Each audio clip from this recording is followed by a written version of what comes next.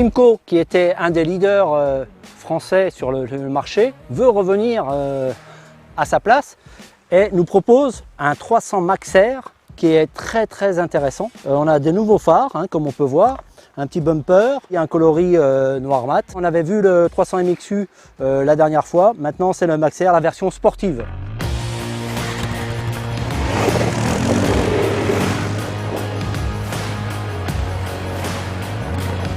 Le Max R 300 adopte un look moderne avec, tu l'as dit, ses feux façon longue portée et sa teinte dans l'air du temps.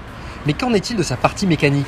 En termes de moteur, bon, c'est le 271 cm3 avec ses 20 chevaux, bien desservi par le CVT là, donc un moteur sympa, suffisamment de puissance pour emmener les 225 kg, qui permet de bien s'amuser. Je vous rappelle que c'est une machine qui bien se veut pour les débutants, mais on peut faire plein de trucs avec. Là, hop.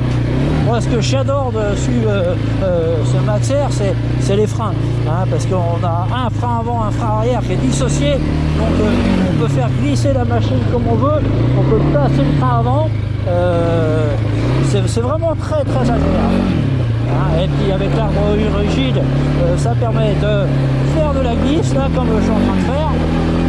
C'est plutôt agréable.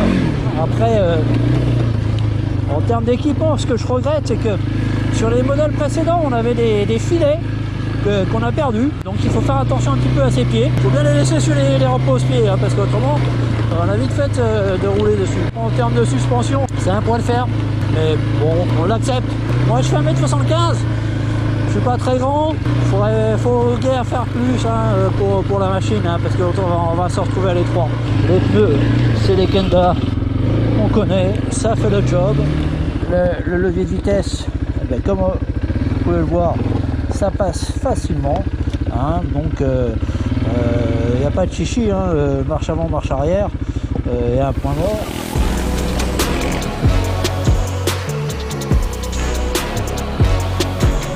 Du côté des équipements, le nouveau Kymco Max R 300 dispose d'un attelage avec une prise pour l'homologation.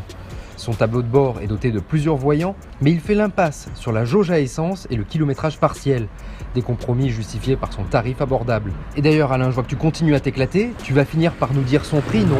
Voilà, je vais attaquer une petite montée en pierre, et voilà, ça passe très bien. Bon, ça secoue un petit peu parce que par rapport aux suspensions, mais bon, ça passe relativement bien. Et on peut bien se mouvoir sur la machine, c'est facile, et du fait qu'elle n'est pas très lourde, vous pouvez la positionner vraiment comme vous voulez. Ça obéit au doigt et à l'œil.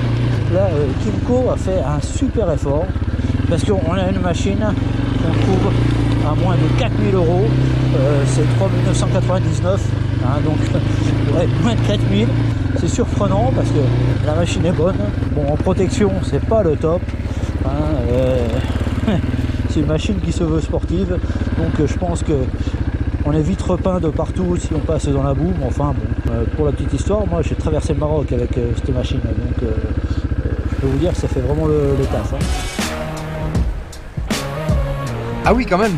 Mais bon, le Max R 300 se destine plutôt aux débutants, souhaitant aborder de manière ludique le monde du quad avec une machine fiable ayant des tarifs accessibles.